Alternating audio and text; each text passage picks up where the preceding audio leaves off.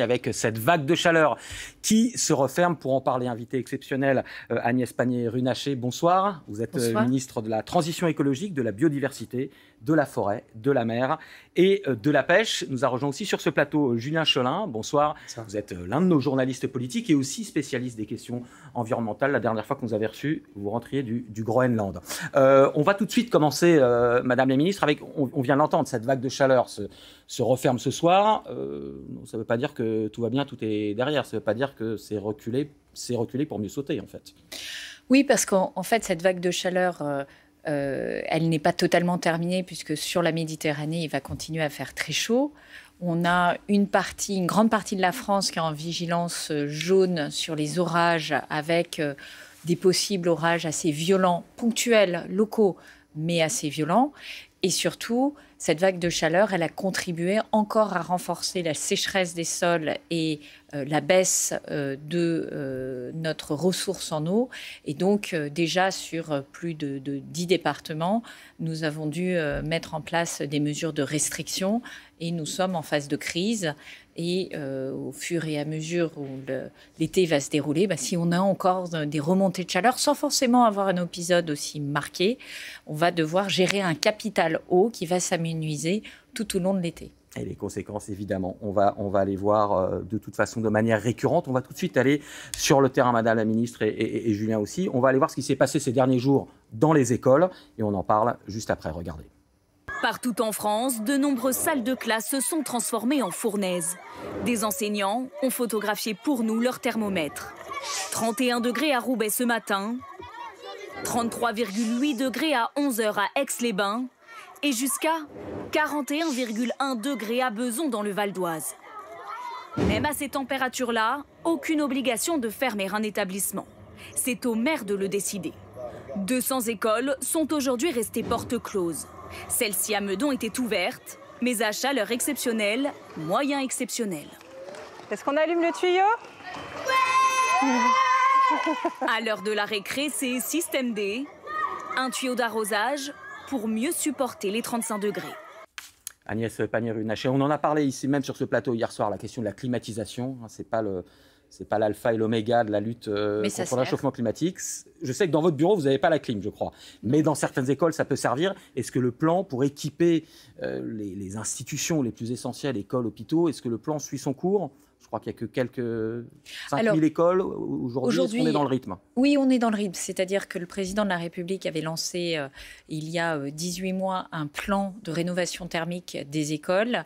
Et ce plan se déroule. C'est le plan EduRénov qui est financé notamment par la Banque des Territoires et en appui le Fonds vert. Donc, ce n'est pas seulement le Fonds vert qui le finance.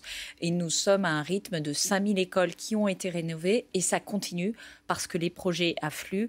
Et moi, j'ai demandé en début d'année, au moment où on négociait le budget, quand je voyais que les subventions du Fonds vert allaient un petit peu diminuer, de renforcer l'appui de la Banque des Territoires et j'ai obtenu 2 milliards d'euros supplémentaires. Donc ça déroule, ça permet d'éviter ce type de situation et effectivement d'être plus confortable l'hiver parce qu'on en a entendu aussi parler des vieilles écoles construites dans les années 70 où il fait froid l'hiver et ce sont les mêmes écoles où il fait chaud l'été et c'est insupportable pour les enfants et les professeurs. Julien. Justement, Madame la Ministre, on a été assez surpris de voir dans ce qui remontait des reportages que dans ces écoles, qui pour certaines étaient carrément fermées, beaucoup étaient récentes. Certaines inaugurées cette année, dépourvues de volets, de fenêtres, d'aération, avec des cours de récréation en béton. Ce soir, aux 20h, on évoquait le cas de la gare de Nantes, livrée en 2020, qui a été en partie fermée cette semaine parce que certaines parties de la gare étaient tout simplement pas respirables. Est-ce qu'il y a eu un retard dans la prise de conscience dans la commande publique vis-à-vis du réchauffement climatique ? Alors, nous, on a mis en œuvre ce qu'on appelle la RE 2020, qui est un ajustement des modalités de construction. Comme son nom l'indique, elle est récente. Et effectivement, l'adaptation au changement climatique dans les constructions est encore insuffisante ou est toute récente. Ça vaut pour les bâtiments publics comme pour les bâtiments privés. Donc, c'est pas nécessairement un manque qui serait particulier à la commande publique. Et d'ailleurs, vous évoquez des dossiers qui sont portés souvent par des collectivités locales et pas par l'État en direct. Mais c'est effectivement un rappel collectif à l'ordre au fait que nous allons devoir construire demain des bâtiments qui ne doivent pas être construits comme ceux que nous avons construits dans les années 70, 80 et même les années 2000.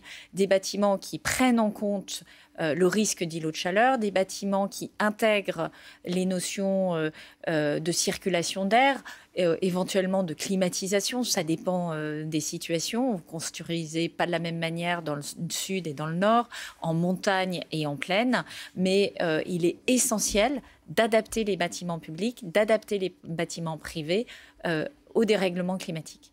Alors justement, c'est tout l'enjeu d'ailleurs du plan national d'adaptation au changement climatique que j'ai présenté en mars dernier et dont je veux dire ici qu'il a recueilli une quasi-unanimité puisque un seul acteur n'a pas voté ce plan au Conseil national de la transition écologique, et un conseil dans lequel vous avez le représentant des collectivités locales, des ONG environnementales, des associations d'élus locaux, des entreprises et des syndicats. Donc c'est vraiment un plan qui a fait l'unanimité et maintenant il faut le mettre en œuvre. Alors il faut le mettre en œuvre, vous parliez notamment du fonds vert, il faut le mettre en œuvre, il faut de l'argent et justement on va retourner sur le terrain, on va regarder l'extrait de... Et bien justement, vous allez commenter, on va regarder ce qu'a tourné pour nous notre œil du 20h, un sujet d'Hugo Pufnet sur des écoles qui veulent rénover leurs bâtiments, mieux les équiper, mais avec la réduction du fonds vert, en tout cas ce qui s'annonce, ça paraît compliqué pour eux. Écoutez. À Châtillon, près de Paris, dans cette école maternelle, la chaleur est moins oppressante, car la mairie a fait installer au plafond une ventilation. On est sur une école qui est en tôle, où il fait très chaud habituellement, qui est dans les hauteurs de la ville. Et c'est vrai que grâce à ce système de ventilation d'air frais, ça permet de faire baisser les températures des classes de 5 à 6 degrés. Donc c'est assez agréable. La facture, elle, est douloureuse. 1 400 000 € réglés quasi intégralement par la commune. Alors, pour aider les collectivités, le gouvernement avait créé un budget spécial, le fonds vert. Sauf que ce fonds a fondu. De 2,5 milliards l'an dernier, il a été raboté de moitié cette année au nom de la rigueur budgétaire. La promesse de fonds vert, elle n'est pas tenue, en tout cas elle est insatisfaisante aujourd'hui. C'est une déception, surtout qu'il y a une vraie volonté des villes aujourd'hui, des communes et des maires, de pouvoir réaliser des travaux de rénovation thermique et énergétique de leurs bâtiments. On regarde l'urgence climatique aujourd'hui. Et sans aide de l'État, sans soutien, sans moyens financiers de l'État, c'est clairement impossible pour les communes d'aller à un rythme suffisant. Ce fonds vert qui fond, c'est une déception ? Alors, évidemment, en tant que ministre de la Transition écologique, moi, je pense qu'il faut mettre plus de moyens pour soutenir l'adaptation au changement climatique. Et ça, c'est un exemple très concret d'un maire. Et beaucoup de maires veulent s'engager aujourd'hui. Et c'est d'ailleurs la meilleure réponse qu'on peut avoir à ce qu'on entend aujourd'hui à Paris sur le backlash écologique. Non, les maires qui sont sur le terrain, ils veulent rénover les écoles, ils veulent du confort pour les enfants, ils veulent du confort pour les professeurs. Maintenant, c'est ce que je vous indiquais, c'est-à-dire que moi, j'ai anticipé cette baisse du fonds vert en obtenant de la Banque des territoires de rallonger leur soutien à la rénovation des écoles.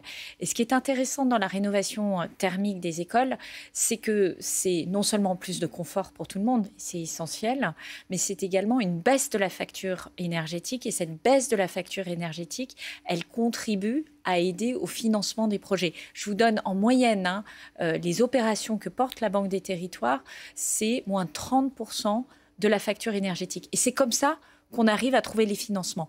Au fond, dans un moment de restriction budgétaire, il faut aussi trouver les voies et moyens pour financer. Donc, je le dis à ce maire, il faut vraiment qu'il se mette en contact avec la Banque des territoires. C'est un établissement public qui investit très fortement et qui accompagne tous ces projets. En tout cas, les restrictions budgétaires, Julien, on est au cœur, puisque je crois qu'il y a les arbitrages budgétaires en ce moment. Est-ce qu'avec l'épisode qu'on vient de vivre, vous allez un petit peu pousser votre Moi, ministère? je le souhaite, mais je suis assez frappée d'avoir un espèce de double discours. C'est-à-dire que tous les Françaises et les Français, quand on les interroge, sont conscients du dérèglement climatique. Ils voient bien qu'effectivement, c'est tout aussi absurde de proposer un plan 100% climatisation.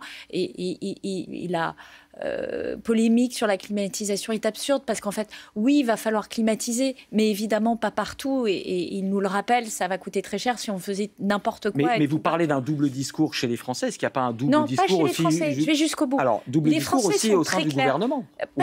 Pas au sein du gouvernement. Au sein de l'Assemblée nationale, tout le monde nous dit il y a une urgence climatique, il faut investir. Et puis après, tout le monde est en train, en tout cas la droite et l'extrême droite sont en train de casser l'écologie. Donc on apprend tout à l'heure qu'il ne faut pas investir dans les énergies renouvelables. On va le voir sur l'écran. C'est ce que Bruno Retailleau, notamment, a annoncé dans le Figaro. Il faut rebâtir un parc nucléaire et arrêter le financement des renouvelables. Il y a quand même un double discours au sein même du gouvernement. Mais c'est très perturbant au moment où on vit un épisode climatique et où on voit bien qu'il faut agir et où on voit bien qu'effectivement, il est urgent surtout de sortir des énergies fossiles, de baisser les émissions de gaz à effet de serre, parce que nous vivons aujourd'hui une augmentation de l'ordre de 1,5 degré de réchauffement climatique. Imaginez ce que ça va être dans 30 ans, dans 40 ans, on sera à 2 degrés. On en parlait la semaine dernière, un collectif scientifique dit que ça ne sera pas atteignable.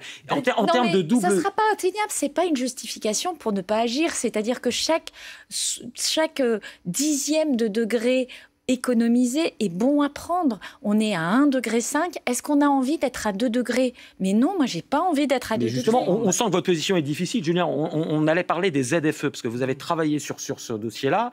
On sent bien qu'il y a des renoncements politiques. Il y a en tout cas une position qui est difficile. Les zones à faible émission. Vous parliez par exemple tout à l'heure de M. Retailleau qui prône ce soir l'arrêt des subventions publiques allouées à l'éolien et au photovoltaïque. Qui n'est pas la position du gouvernement. Je veux vraiment le préciser. C'est important de l'entendre. M. Retailleau, il s'occupe de sécurité.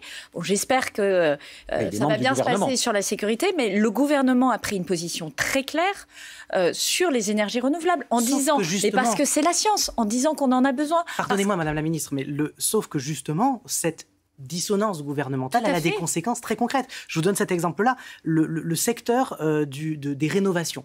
Aujourd'hui, il tire la sonnette d'alarme partout, dans toutes les régions. On peut voir dans toute la presse quotidienne régionale et dans tous nos reportages des chantiers où les entrepreneurs nous disent aujourd'hui le secteur est suspendu, les embauches sont à l'arrêt, certains chantiers même sont à l'arrêt.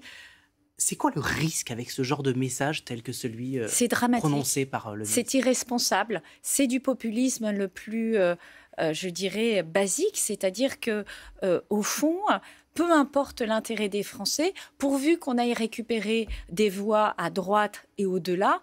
Et c'est irresponsable quand on prétend être un homme d'État. Pour vous, est-ce que Bruno Retailleau doit rester au gouvernement compte tenu de cette dissonance? Moi, je suis membre du gouvernement, je ne suis pas Premier ministre. Mais ce que je dis, c'est que c'est une opposition. C'est une position qui est totalement contraire à celle portée par le gouvernement. C'est une remarque. Et par ailleurs, je veux préciser une chose, c'est que nous avons aujourd'hui 60% d'énergie fossile. Nous consommons 60% d'énergie fossile. Est-ce que vous croyez que même d'un point de vue de souveraineté, d'indépendance, devoir dépendre pour notre énergie de la Russie, qui est une de nos dépendances, de l'Algérie, on sait ce qui se passe entre la France et l'Algérie, d'un certain nombre d'États du Moyen-Orient ou des États-Unis, c'est confortable. Est-ce que c'est sérieux ? On parlait de cette dissonance. Regardez ces images qui datent d'il y a quelques semaines. Vous étiez justement, vous opposiez à la loi du plomb. Et à ce moment-là, Julien, on va commenter ces images-là. Au même moment où vous opposiez à cette loi du plomb, qui est un recul notamment sur certains pesticides, eh bien, sur un pesticide, Bruno Retailleau, lui, allait aller au même moment voir les agriculteurs qui soutenaient cette loi. Là encore, il y a on le voit là, avec également Gabriel Attal.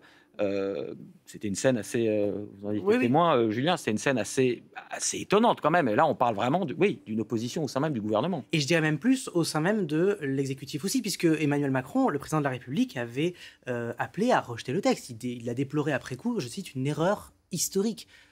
Comment on fait dans un gouvernement comme ça où finalement la question de l'écologie est un peu la variable d'ajustement?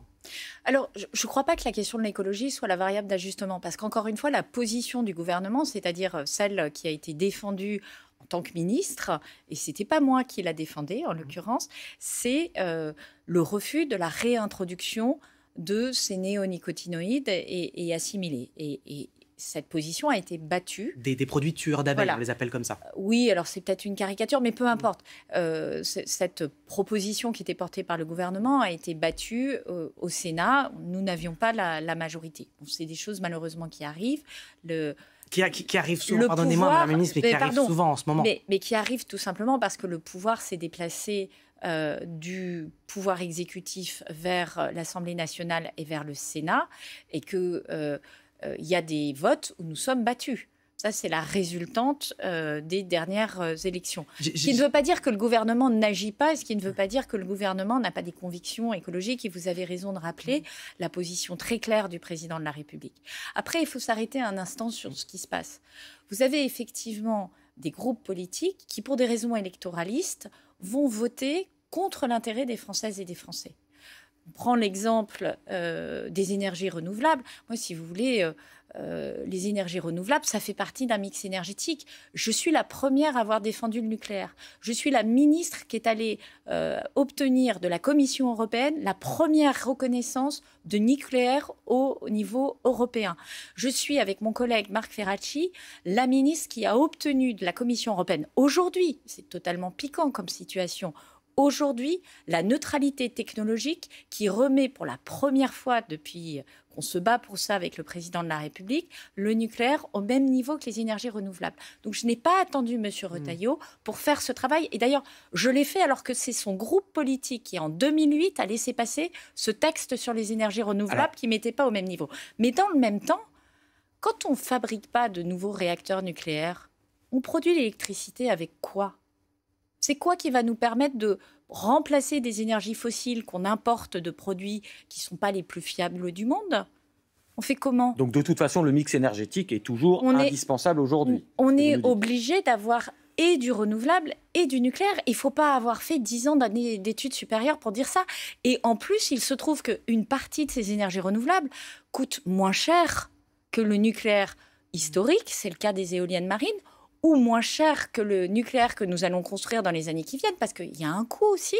C'est le cas d'un certain nombre de projets d'éoliennes terrestres et de photovoltaïques. Donc c'est idiot de vouloir prendre des positions et des postures sur des sujets. Et c'est d'autant plus surprenant qu'il y a 3 ans, la majorité sénatoriale, ou le Sénat d'ailleurs, votait à la quasi-unanimité, et j'y étais puisque je portais ce plan, la loi d'accélération des énergies renouvelables. À la quasi-unanimité. Les LR votaient ce projet à la quasi-unanimité. Est-ce que c'est idiot ce que dit Bruno Retailleau ce soir ? Non, c'est pas sérieux. C'est pas sérieux, ça ne correspond pas à la réalité scientifique, ça ne correspond pas non plus au combat qu'on mène, parce que, encore une fois, la neutralité technologique, c'est bon, ça fait 7 ans qu'on s'y est attelé, et nous l'avons obtenu, on l'a obtenu aujourd'hui. Et pour le reste, il faut du nucléaire et il faut accélérer sur le nucléaire. Et il faut du renouvelable, il faut accélérer sur le renouvelable. Et il faut aussi de la rénovation thermique, c'est ce que vous dites très bien. C'est-à-dire que les Françaises et les Français, ils entendent des messages qui vont dans tous les sens. Et à un moment, ils se disent oh, mais qu'est-ce que je dois faire ? Alors justement, Madame la Ministre, message contradictoire dans tous les sens. Les ZFE, les zones à faible émission, il y a 15 jours, il y a eu un recul. Alors, ça a été retoqué à l'Assemblée nationale. La navette parlementaire n'est pas finie. Mais Julien, vous aviez enquêté là-dessus. Qu'est-ce que ça dit ? Et on va regarder un exemple. On va tout de suite regarder un exemple de votre reportage. On en parle juste après, comme ça, on saura de quoi on parle. Regardez. Les députés ont-ils eu la peau des zones à faibles émissions ? L'Assemblée a voté hier soir la fin de ces territoires où les véhicules les plus polluants sont interdits. Incompréhensible, jugent certains automobilistes. Mauvaise nouvelle. Pourquoi ? Du bruit, des mauvaises odeurs, de la pollution, des problèmes de santé publique. Quand d'autres y voient un retour en arrière justifié. C'est mieux d'avoir plus d'accessibilité pour tout le monde, comme ça tout le monde puisse rouler. Vous pensez qu'on ne doit pas discriminer les gens qui ont des voitures les plus polluantes ? La vie devient que pour les riches, donc moi je trouve que c'est une bonne chose. La gauche a voté contre le texte, la droite et le RN pour. Mais alors qu'Emmanuel Macron et Gabriel Attal avaient appelé à sauver les ZFE, le camp présidentiel s'est divisé. Tous les députés MoDem, le parti du Premier ministre François Bayrou, se sont prononcés pour leur suppression, tout comme 8 députés macronistes. 14 se sont abstenus. Ça n'échappera à personne qu'il n'y a pas de majorité. C'est une coalition gouvernementale. Et dans une coalition gouvernementale, il y a dans un certain nombre de textes parfois des opinions différentes. Et c'est le cas. Le problème, Madame la Ministre, c'est que dans cette coalition gouvernementale, vous avez tendance à perdre certains combats récemment. J'ai noté les zones à faibles émissions. C'était une mesure qui avait été mise en place en 2019. La question des néonicotinoïdes dont on parlait juste avant, c'était une mesure de 2018. Les zones, les zéro artificialisation nette des sols, vous savez, c'est mesures qui visent à préserver les sols. Protéger effectivement l'agriculture. Exactement, ça a été mis en place en 2021. On a l'impression que vous êtes la ministre de la Transition écologique d'un gouvernement qui revient sur les mesures les plus emblématiques de la transition écologique. En fait, je suis la ministre de la Transition écologique, de la biodiversité et de plein d'autres choses, d'un gouvernement qui tient la barre, mais qui est confronté à un backlash écologique. Et vous avez raison de le dire. Y compris au sein même du gouvernement. Nous perdons, alors pas au sein du gouvernement, mais au sein de l'Assemblée. Nous perdons des arbitrages. Encore une fois, oui, mais Bruno Retailleau avait perdu l'arbitrage au niveau du gouvernement, si vous voulez aller dans ce sens-là. Donc les arbitrages, ils sont gagnés au niveau du gouvernement. Le président de la République a réaffirmé l'importance du combat écologique, mais parce qu'il a une vision de long terme. Peut-être aussi parce qu'il est moins dans un combat électoraliste de court terme. Et c'est vrai qu'on est confronté à un moment de saisissement avec une gauche qui n'appartient plus au XXIe siècle, qui est 30 ans en retard par rapport au combat qu'il faut porter aujourd'hui. Pardon, mais sur ces mesures-là, la gauche, à chaque fois, s'est prononcée pour le maintien des législations, que ce soit sur les ZFE, les néonicotinoïdes. C'est pour ça que je vous parle de la droite, je ne vous parle pas de la gauche, sauf LFI. J'ai dit la gauche, mais bon. Pardon, j'ai dit la gauche. Je parlais évidemment de la droite, une droite qui appartient au XXe siècle et pas au XXIe siècle. La gauche, sauf sur les zones à faible émission où la France insoumise a voté contre ce dispositif qui protège les plus précaires, parce qu'il faut le dire, qui protège les plus précaires contre la pollution. La pollution, mais ils ont finalement rejeté le texte la pollution, c'est ce qu'on a vécu ces dernières heures avec l'ozone. C'est ce qui vous prend à la gorge en ce moment. Et les voitures dont on parle, c'est pas des voitures électriques qu'on demande dans une zone à faible émission. Ça peut être une voiture d'occasion, une Clio qui a été construite il y a 14 ans. Si c'est-à-dire une voiture qui aujourd'hui s'achète à 7 500 €. Si on comprend votre message ce soir, Madame la Ministre, vous êtes majoritaire, vous portez la position du gouvernement, Monsieur Retailleau est marginalisé au sein du gouvernement. Écoutez, je ne vais pas le formuler comme ça parce que ça dépend des sujets, mais sur les sujets qui relèvent de mon portefeuille et sur un certain nombre d'arbitrages que nous avons été amenés à prendre, je constate, c'est factuel, que le gouvernement a apporté un amendement de suppression de l'acétamipride, que le gouvernement a apporté un amendement de rétablissement ou en tout cas a été très clair sur sa position en faveur des énergies renouvelables et que sur les ZFE, nous étions en faveur, même pas d'un rétablissement, mais nous étions sur une simplification des zones à faible émission.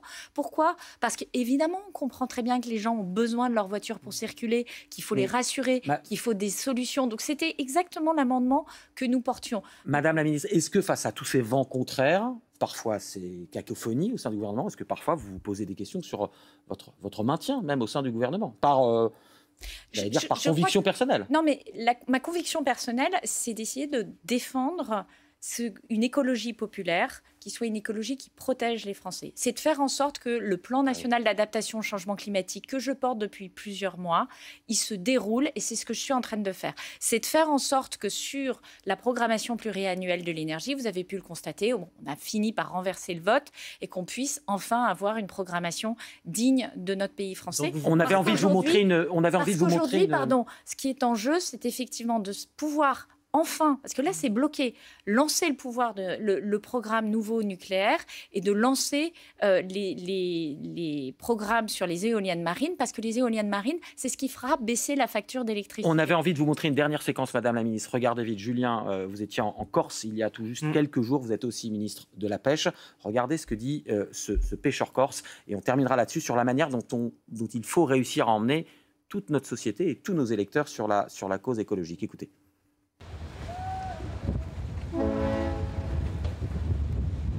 Là, vous avez pêché combien en total ? Il doit y avoir, je pense, 45 kg de langoustines, 6-7 kg de crevettes. Ça, c'est les moyennes.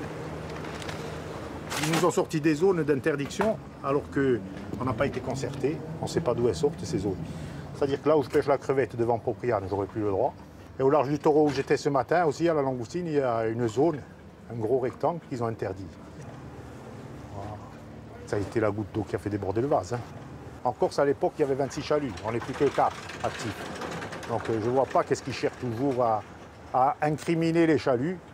Nous, on ne fait pas de la pêche industrielle. Moi, quand il y a un trait de chalut Les bateaux-usines, ils prennent 250 tonnes de merlan bleu. Et nous, on les pêche même pas dans l'année, 250 tonnes de poissons. Il faut qu'ils arrêtent un peu. Là, ils m'ont tellement dégoûté que si j'arrive à débarrasser le chalut, j'arrête. Même plus je pêche. J'ai commencé à 15 ans la pêche. Mon père était pêcheur, mon oncle est pêcheur, j'ai 2 neveux qui pêchent. On est une famille de pêcheurs. Donc ils ont réussi à me dégoûter, ils sont en train de dégoûter les jeunes. Là. J'ai mon neveu aussi, il a le bateau, ça fait 3-4 ans, il a dit je suis dégoûté, je vais tout vendre moi aussi. Donc ça ne sert à rien de faire toutes ces normes et tout, pour les petits métiers de Méditerranée. Ils se trompent de cible là, je pense. Vous entendez, Madame la Ministre, le message de ce pêcheur, il vous dit vous vous êtes trompé de cible en renforçant les aires marines protégées, en interdisant les tout derniers chalutiers corses.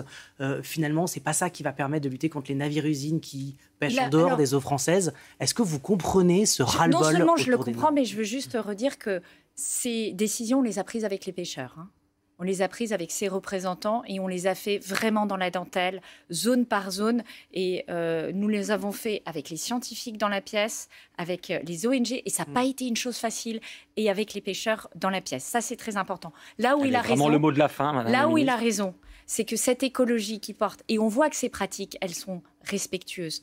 Elles sont, comment dire, on est confronté à une concurrence déloyale de navires-usines, mais de manière générale, en fait. Et ça ne bougera pas avec les annonces. Mais pardon, si, parce qu'on lutte par ailleurs contre ces navires-usines. Et ça a été un des grands enjeux de ce que j'ai porté, c'est justement de taper sur les navires-usines. Mais je ne vais pas rentrer dans le détail. Allez, et ce qu'il faut retenir, vraiment une phrase, Madame la Ministre. C'est qu'au fond, l'écologie, elle est sur le terrain. Le maire qui vous parle de sa rénovation, il est en train de la faire, il va la faire, il est engagé. Les volumes d'investissements qui sont aujourd'hui sur l'écologie, rénovation des bâtiments, renaturation, amélioration de la cantine pour que les enfants aient de la bonne alimentation qui soit produite dans de bonnes conditions. Tout ça est en train de se faire sur le terrain. C'est en train de se faire. Allez, désolé, on explose le temps. C'est qu'au niveau parisien, pour de médiocres raisons politiciennes aujourd'hui, beaucoup sont en train de tout faire dérégler et ça risque de mettre les Françaises et les Français dans le mur. C'était le mot de la fin. Merci beaucoup, Madame la Ministre. Merci, Julien.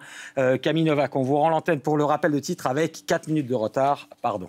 Et à la une, l'ARS qui annonce ce soir que les services de santé ont des preuves irréfutables d'un lien entre les intoxications à la bactérie E. coli dans l'Aisne et les bactéries qui ont été retrouvées au sein de plusieurs boucheries. Depuis plus de 2 semaines, une trentaine de personnes a été contaminées dans l'Aisne donc à cette bactérie. Les contrôleurs aériens en grève dès demain, mouvement social qui risque d'engendrer d'importantes perturbations. À 2 jours des premiers grands départs en vacances de l'été, l'aviation civile annonce d'ores et déjà l'annulation de 40% des vols dans les aéroports parisiens ce vendredi. Alors certains voyageurs ont dû avancer leur départ à la dernière minute avec des frais supplémentaires. Écoutez. Et puis on est venu avec le Flixbus aussi, donc le Flixbus aussi dernière minute c'est plus cher aussi. Je comprends pas bien ce qu'ils ont encore à revendiquer compte tenu de leurs conditions de travail et des avantages qu'ils peuvent avoir. Je devais rentrer impérativement vendredi soir parce que je travaille aussi ce week-end, donc on verra bien. La France respire à nouveau, l'épisode de canicule arrive à son terme. Les températures baissent progressivement. À partir de demain, vous le voyez, plus aucun département est en vigilance rouge. 40 départements restent malgré tout en orange. Et puis la Maison-Blanche annonce son intention de mettre fin à la livraison de certaines armes à Kiev, notamment des missiles de défense anti-aériens particulièrement cruciaux alors que l'Ukraine fait face à une intensification des attaques de l'armée russe. Le président ukrainien Volodymyr Zelensky qui affirme qu'il clarifie en ce moment avec Washington l'aide militaire américaine toujours fournie à l'Ukraine. Voilà, rendez-vous à 22h pour un point complet sur l'actualité, Loïc. Merci Camille, on ouvre la deuxième partie de ce 21-23. On va parler cette fois-ci du coût économique de cette canicule et forcément, comment est-ce que notre économie va devoir s'adapter à un monde en surchauffe, à une France en surchauffe. Pour en parler autour de cette table, Fabio D'Andrea, bonsoir. Bonsoir. Vous êtes climatologue au CNRS et directeur du département de géosciences de l'École normale supérieure. À vos côtés, Stéphanie Villers, bonsoir. Économiste, conseillère économique au cabinet PwC France. Et puis Cécile Cornudet, que nous accueillons souvent sur ce plateau, éditorialiste politique aux Échos, avec qui nous sommes en partenariat sur cette émission. Alors, on va tout de suite démarrer, regarder par cet extrait d'un de nos reportages, un reportage de Gaspard de Florival hier dans notre journal de 20h, sur, par exemple, tout simplement des éleveurs qui commencent déjà à devoir mettre les moyens pour adapter, en l'occurrence, leur élevage et leur installation à cette nouvelle donne climatique. Regardez, et on discute après du coût économique de cette canicule. Dans cette ferme d'Ille-et-Vilaine, ces éleveurs laitiers n'ont pas attendu pour s'adapter au changement climatique. Leurs 150 vaches se protègent de la chaleur dans ce bâtiment, construit pour faire face aux futurs aléas. On a créé des ouvertures franches sur la partie ouest et la partie est pour avoir une ventilation latérale. Et la deuxième chose, on a créé une toiture vraiment opaque pour avoir une zone de couchage ombragée. Des brumisateurs sont aussi installés dans la salle de traite, car plus les températures montent, moins les vaches produisent de lait. On est qu'en juin et déjà bien impacté par les fortes températures. Donc c'est vrai que sur 2-3 mois que peut durer l'été, finalement l'impact financier peut être important. Alors, est-ce qu'on a déjà une idée, c'est une question très très naïve, mais de ce que peut coûter, de ce qu'a coûté déjà la canicule les derniers jours qu'on a vécu, et puis de ce que ça va coûter déjà à notre économie française dans les décennies qui viennent? Alors, il y a une étude qui est sortie hier d'Allianz Trade qui évalue les 12 jours là qu'on vient de connaître à peu près une baisse de 0,3% du PIB. En 2003, vous savez, les 9 jours de canicule, il y avait eu entre 15 et 30 milliards de coûts.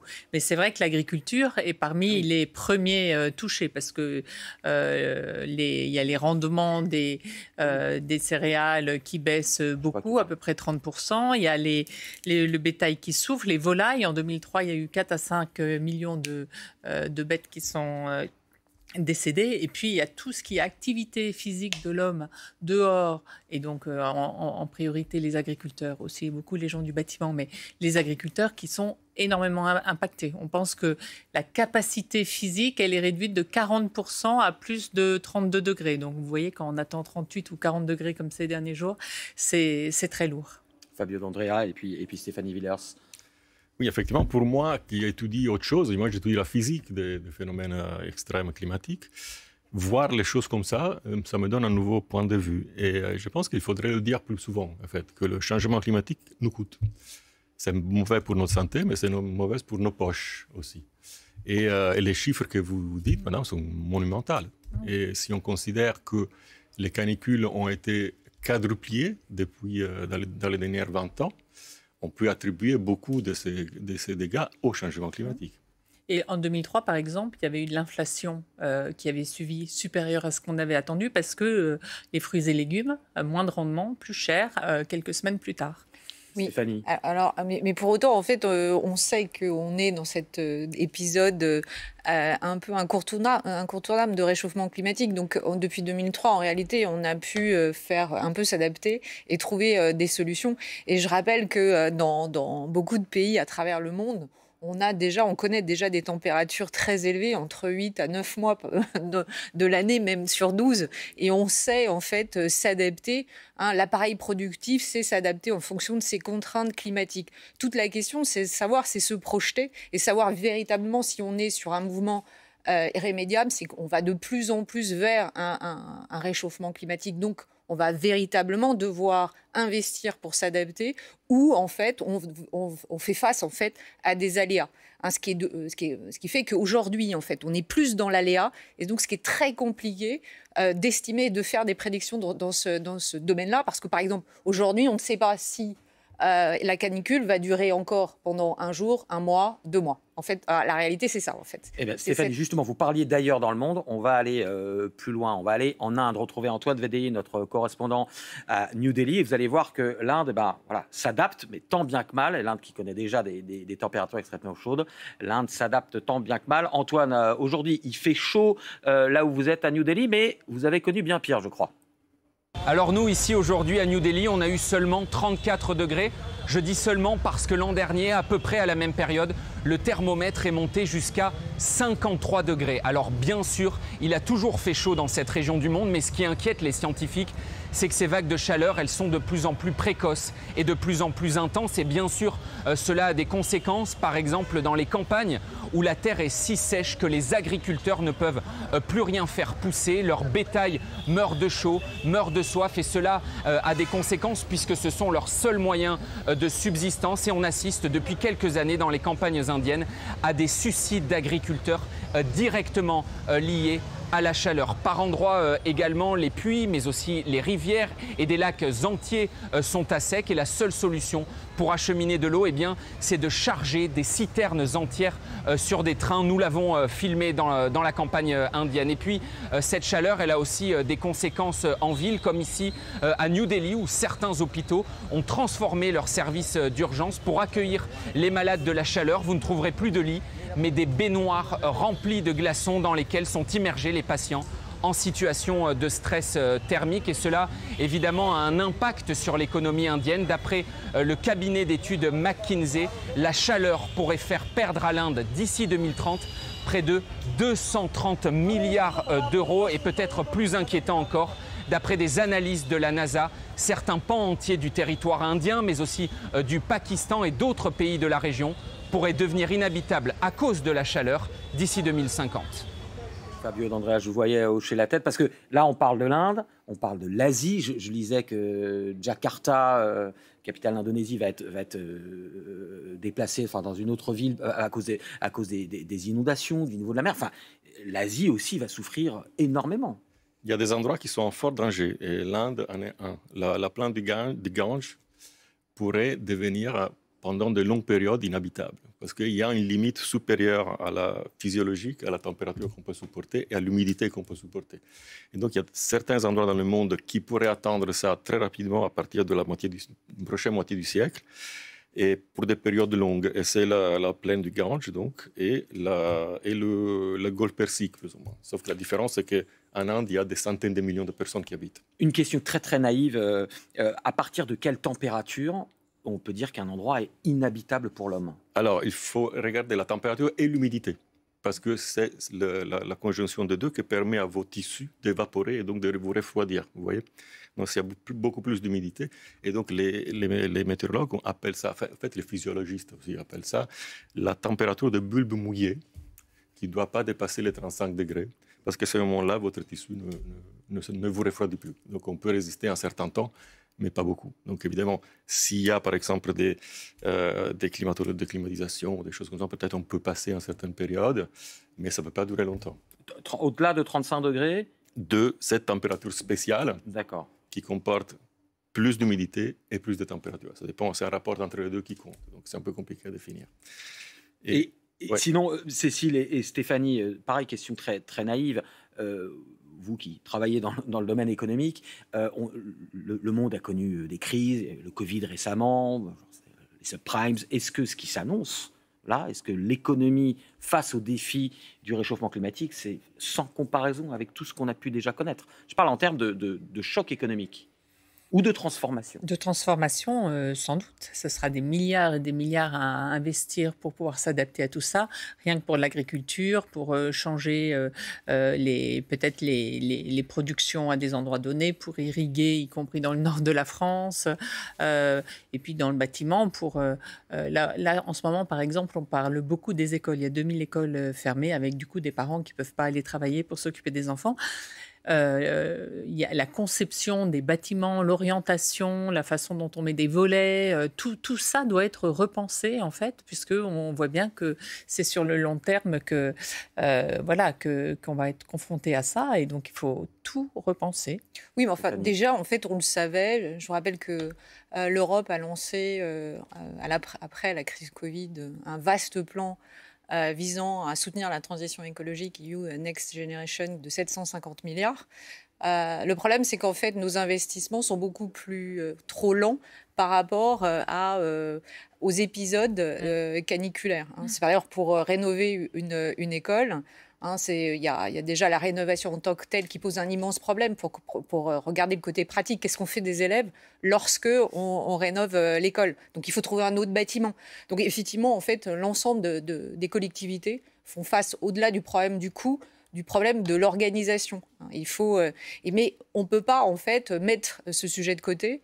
Et pourtant, on voit bien que pendant cette période où la croissance est plus faible, au moment où Donald Trump en fait nous raconte que finalement ce n'est pas un problème pour les États-Unis et le reste du monde, on se voit confronté à cette problématique sans pouvoir réellement y mettre les moyens, parce qu'on gère toujours l'urgence, en fait. Cette problématique de fin de mois qu'on n'a pas uniquement chez les ménages, mais bel et bien au niveau de l'État. On est dans cette problématique. On l'a vu avec, avec Agnès Pannier-Runacher, la ministre de la Transition écologique, qui était sur le plateau juste avant vous, et on sentait bien qu'on était au cœur de cela. Fabio, vous vouliez réagir? Oui, parce que justement, vous disiez qu'il faut apprendre un peu des pays plus au sud, où ces températures sont là. Et en fait, il y a quand même une limite à ça. On l'a vu en Inde. Et aussi, les mêmes études que vous citiez de Allianz montrent que dans les pays du sud, en fait, le dégât est plus fort. En Espagne, c'est plutôt 1 point de PIB, en Italie, en Grèce.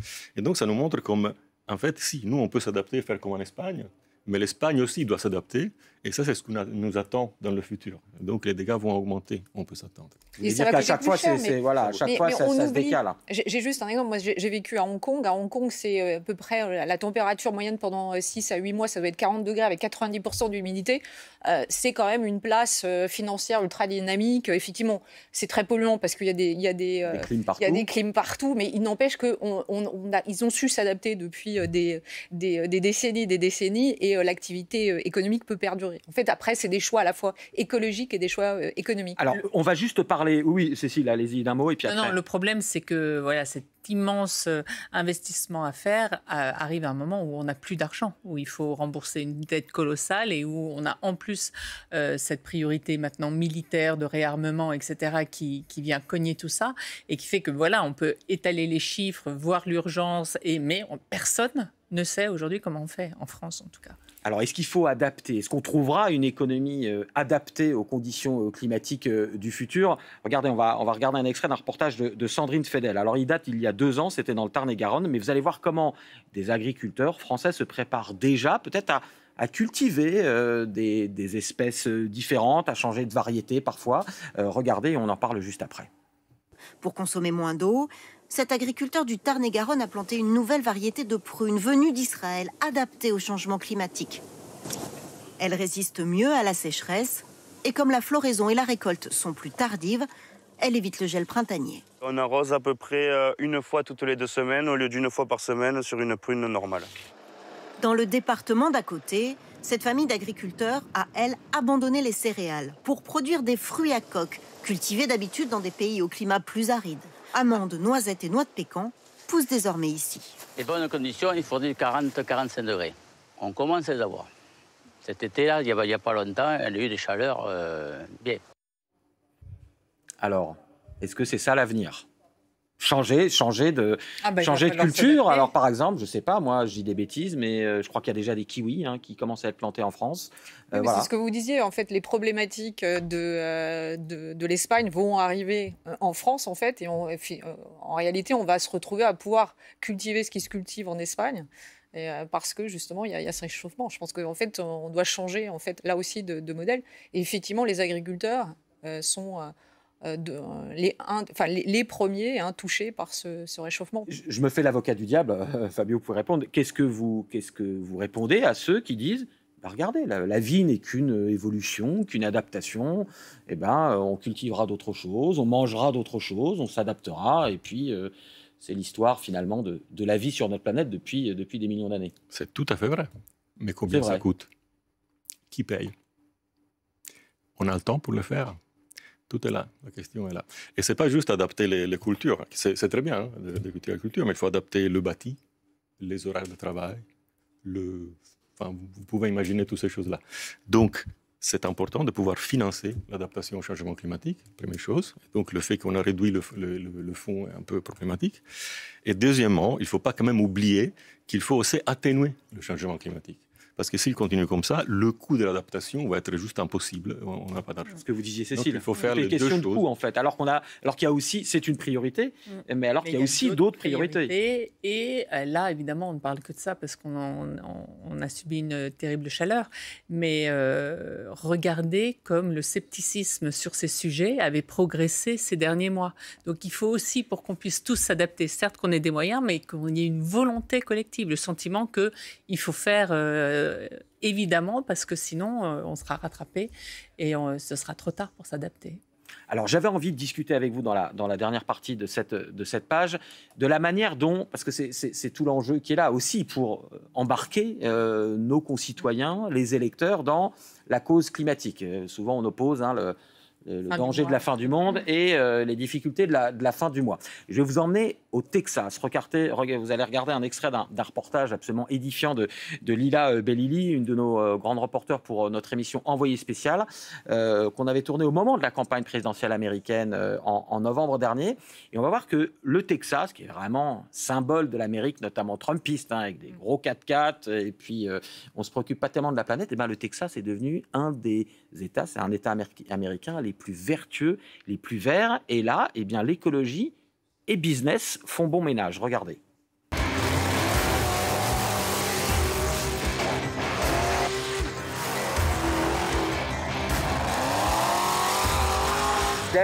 C'est ça le Texas. Bienvenue au Texas. Difficile à croire, mais voici la ville la plus écolo des États-Unis. Roscoe, Texas, abrite l'une des plus grandes fermes éoliennes au monde. Pour célébrer cette énergie propre, chaque année, c'est le Festival du vent. Parmi les festivités, une course de 4x4 bien polluant dans la boue.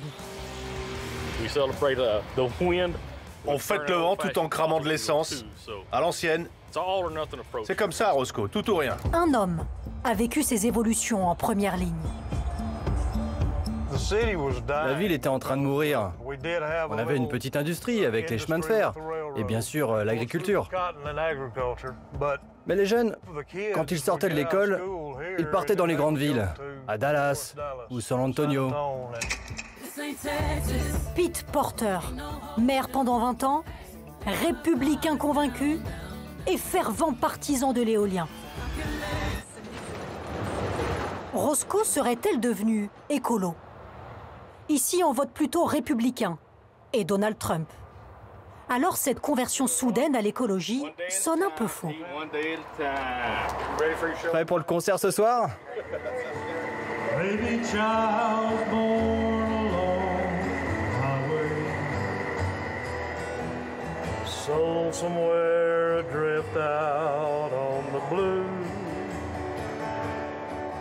Pete Porter ne croit d'ailleurs pas du tout au réchauffement climatique.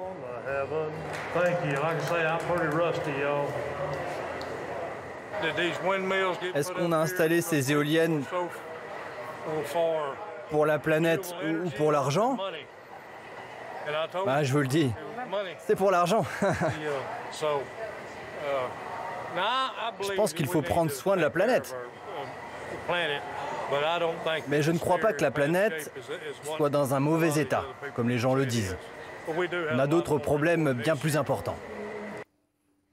Et reportage assez scotchant. On est donc avec ces Américains pollueurs, ils l'assument eux-mêmes, notamment trumpistes, mais en fait, le renouvelable devient plus rentable que le pétrole, et donc les deux sont possibles. Qu'est-ce que ça vous inspire, cette séquence édifiante ? Fabio ? Moi, je ne sais pas si on peut transposer ça à l'échelle, mais c'est moins cher l'éolien, c'est moins cher le solaire. Donc moi j'espère que c'est ça qui va compter. Et d'ailleurs, la transition énergétique, vous voyez, elle a déjà commencé, elle va se faire. On doit juste choisir si être le perdant ou le gagnant de cette histoire-là.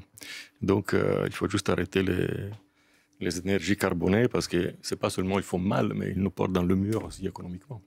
La question, c'est est-ce que cette transition peut rapporter de l'argent ? Tout simplement. Déjà, comme tout investissement massif, en fait, le retour sur investissement, il n'est pas rapide, en fait. Il est sur le long terme. D'abord, il y a des gros investissements. Là, ils ont l'air de vivre bien. Ils ont tiré des bénéfices assez rapidement. Je ne connais pas l'histoire du Texas, qui regorge quand même de pétrole, donc ce qui doit quand même être plus que rentable d'utiliser cette énergie carbonée plutôt que l'éolien. Pour autant, ce qu'on regarde en France... Moi, j'y suis allé au Texas, et vous avez dans les endroits qui sont équipés, ils vous disent ça. Aujourd'hui, creuser à cet endroit-là pour aller pomper du pétrole, finalement, c'est plus cher parce qu'il faut aller plus profond. Oui, et donc, ça devient le renouvelable devient rentable. Mais ce qui est sûr, c'est qu'en Europe, en fait, on n'a pas de pétrole en réalité. Donc, en fait, on n'a pas tellement le choix. On est obligé d'aller vers le renouvelable, vers le nucléaire. Mais notre tournant, en fait, parce qu'on a fait comme tout le monde, en fait, comme c'était l'énergie fossile était bon marché, Je pense bien sûr au moment où la Russie inondait le marché européen avec son gaz. On ne s'est pas posé la question en réalité. Le modèle économique va vers ce qu'il y a de plus économiquement rentable. Aujourd'hui, en fait, en Europe, on sait très bien qu'on ne peut plus dépendre du gaz russe. Et il va falloir nous trouver d'autres solutions. On n'a pas de pétrole, donc on est obligé d'aller vers le nucléaire et le renouvelable. Alors après, ok, ça coûte énormément d'argent, mais alors la bonne nouvelle, c'est qu'en Europe, en fait, on regorge pas de pétrole, mais on regorge d'argent. On a énormément de liquidités. L'Europe est la première puissance mondiale en termes d'épargne. Ça, on l'oublie. Cécile disait qu'on va manquer d'argent, tout ça, ça va. On va manquer d'argent public. On va manquer d'argent public. Je parle souvent, en particulier de la France, parce que l'Allemagne ne va pas manquer d'argent public. Là, elle va lancer un vaste plan de relance de 500 milliards. Ça va bien l'aider. Nous, on n'a pas ces moyens-là, mais il n'empêche qu'on a une réelle épargne privée. Et alors, pour l'instant, on ne sait pas l'utiliser. En fait, on ne sait pas, comme n'importe quelle ressource, on ne sait pas encore l'extraire pour la flécher vers le financement de la transition écologique. Mais lorsqu'on arrivera au mur, on va devoir trouver les solutions, et je pense que les solutions pourront émerger. C'est intéressant ce que vous dites, Stéphanie, parce que Cécile, on en a déjà parlé ici. On a parlé du livret défense, par exemple, pour que l'épargne finance l'augmentation des budgets de défense, notamment avec l'Ukraine, etc. Est-ce qu'on peut imaginer un livret transition ? Bien sûr, quand on voit qu'il y a 18% de l'argent français qui est épargné, évidemment qu'il y a vraiment quelque chose à faire. En France, on a un problème politique, peut-être. Les écologistes restent hostiles au nucléaire, même s'ils bougent un peu, et la droite et l'extrême droite sont très hostiles à tout ce qui est renouvelable. Donc il y a aussi des freins de ce côté-là. Et je pense que c'est un des problèmes qu'il faudrait surmonter, parce qu'aujourd'hui, on a une sorte de barrière qui fait que on n'a pas le pays embarqué sur la même idée qu'il faut avancer dans ce sens. Pour finir, est-ce que pour dépasser cette barrière, il n'y a pas le moyen de dire, on peut faire de l'argent avec les énergies renouvelables ou la transition, c'est un peu ce qui a été fait recherche. avec le photovoltaïque, par exemple. Il y avait des aides à l'installation, il y avait des aides au rachat du surplus que les gens produisaient. Alors, elles diminuent parce qu'il faut trouver un petit peu de marge. Oui, la prime Rénov' avait véritablement fonctionné. Toutes ces aides et ces subventions, en fait, orientent en fait, les dépenses vers ce qui est intéressant. Et les ménages sont sensibles à baisser leur facture énergétique. Fabio, le mot de la fin, vraiment en 30 secondes. Est-ce qu'un avenir est possible ? Est-ce qu'un espoir est possible de concilier l'économie, le business et la transition écologique ? Mais tout à fait, ça va se faire. Le seul choix qu'on a... Vous êtes confiant, au moins, c'est bien. Le seul choix qu'on a, c'est de le faire dans la douleur ou pas. Bon, eh bien, c'était le mot de la fin. Merci à tous les trois.